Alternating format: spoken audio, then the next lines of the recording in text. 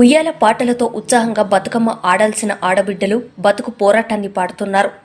సంబరాలు అంబరాన్ని తాకాల్సిన వేళ భారంగా గుండె బాధను విలపిస్తున్నారు. మార్పు కావాలని ఓట్లేసి గెలిపిస్తే మా నీడ కరువైందని కంఠశోకం పెడుతున్నారు. కాంగ్రెస్ రాక్షస పాలన నుంచి కాలయముడైన రేవంత్ నుంచి తమ రక్షణను రక్షించగా రావాలంటూ హైడ్రా భూతాన్ని పాతరేయాలంటూ దేవదేవతలను ఆదిశక్తులను ఉయ్యాల పాటలతో వేడుకుంటున్నారు.